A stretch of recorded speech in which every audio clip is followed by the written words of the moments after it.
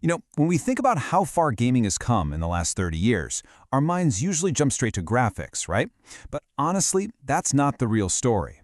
The biggest, most incredible revolution isn't what you see on the screen. It's everything that had to happen just to get the game to you in the first place. We're going to break down how we went from a little plastic box, pretty much locked to one country, to this boundless digital universe we have today. And trust me, it is a wild ride. Okay, so this slide right here, it basically tells the whole story. Let's break it down. On one side, you've got 1991. You're in Japan, and you have to go to a store to buy a physical cartridge of Double Dragon 3 for your NES. That's it. That's your only option.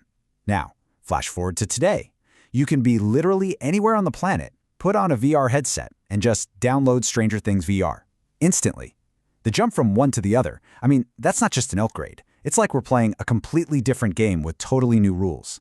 And that's the revolution we're going to dig into. All right, so let's jump in our time machine and head back to the beginning, the early 1990s. We're talking about a time when gaming was, a totally different world. A world you could hold in your hand and one that was defined by physical borders. Yeah, we're calling this era the boxed world.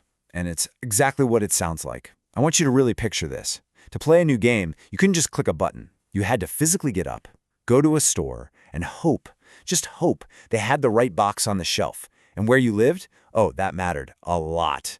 Because the hottest, most groundbreaking games, pretty much all of them, were coming out of Japan. And often, they stayed there. Okay, let's take a look at a real snapshot from early 1991. We've got Double Dragon 3, Niji no Silk Road, Aldines, Dead Moon. See the pattern here? They're all from Japan. And they're all for consoles like the NES or the TurboGrafx 16. Everything was centered there, which basically meant that if you were a gamer anywhere else in the world, you were kind of on the outside, just looking in. But, a market that exciting couldn't stay bottled up in one country forever. Things were about to get shaken up.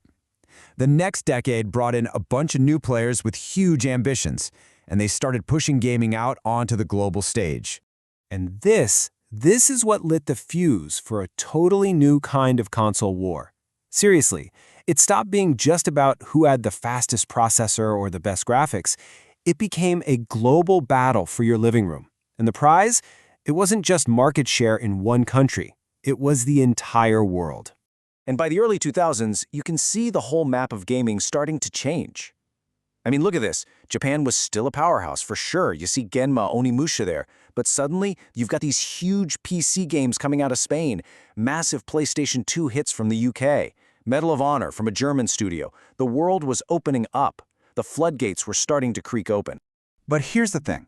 As huge as globalization was, it was about to look like a small ripple. Because the tidal wave that was coming next was, and I'm not exaggerating, the single biggest transformation in the history of gaming. It was time to say goodbye to the box. And really, this is the most important takeaway from this whole story. The biggest shift in gaming wasn't a new PlayStation or a new Xbox, it was the death of the box. And what grew from that? Well, it was a completely new ecosystem. It changed everything. How games were sold, how they were marketed, and it even messed with the very idea of what it means for a game to be done. Now, this didn't happen overnight. It was more like a slow burn that suddenly caught fire. First, you had these really simple games you could play right in your web browser. Then, services like GameTap started testing the waters with subscriptions. Consoles started to, crack the door open a little bit with platforms for small indie developers. But then came the real game changer, PC storefronts. We're talking about Steam. It didn't just open the door, it blew the whole thing off its hinges and made digital downloads the new normal. And once the box was gone, what happened next was just an explosion. An absolute explosion of new places and new ways to play. Suddenly, the idea that a game was this thing you only played on a TV or a computer monitor started to feel, kind of old-fashioned. And boom, just like that, games are absolutely everywhere. You could play them in your browser. You could play them on your iPad, on your Xbox Live Arcade, on your PlayStation Vita, on your Android phone. Heck, you could even play them on Facebook. Every single screen in your life became a potential portal for gaming. It was nuts. So all of this, it wasn't just about changing where we played. It went so much deeper. It fundamentally changed who could make games and even how they were made. This is where we see the rise of indie developers, totally new ways of selling games, and, entirely new realities. Okay, let's talk about one of the wildest ideas to come out of this whole digital shift. Early access. I mean, this was radical. The wall that always existed between the people making the game and the people playing it just crumbled. You could actually buy a game while it was still being built, play it, and give feedback that would literally shape the final product. You went from being just a customer to being part of the development team. It was a whole new ballgame. And this just unleashed this incredible wave of creativity. You had indie portals like itch.io pop up, becoming these amazing sandboxes for weird, experimental, super personal games. The mobile app stores, they basically created a billion-dollar industry out of thin air. And then came VR. A thing we'd only dreamed about in sci-fi movies was suddenly a real consumer product, with its own stores, its own communities, its own hits. So if you look at the gaming world today, it's this incredibly vibrant mix. It's a mosaic. Yeah, the big, traditional publishers are still a huge piece of the puzzle, but they're not the only piece anymore, not by a long shot. They're sharing the stage with huge PC storefronts like Steam and Epic, the console's own digital stores, indie havens like itch.io, and of course, the absolute giants of mobile gaming. The power isn't concentrated in one place anymore. It's been spread out. And that brings us right up to today. When you add all of this up, 3 decades of globalization, digitalization, and democratization, you get a landscape that someone from 1991 would think is pure science fiction.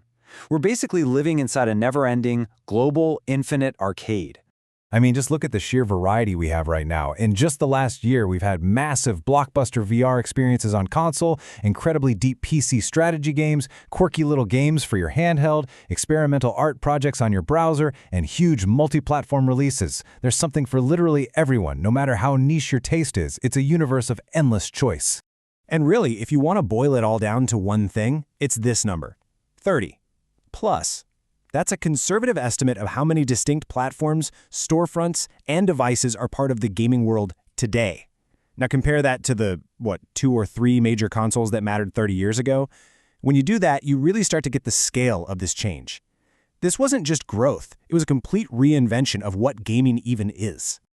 So, what's next? That's the big question, isn't it? We've gone from a physical box sold in one country to an infinite digital arcade that fits in our pocket and lives on every screen we own. It's been an unbelievable journey. But you know what? The story's not over, not even close. If the last 30 years brought us this much change, just try to imagine what the next 30 will look like. The only real question left is, what do you think we'll be playing in 2055?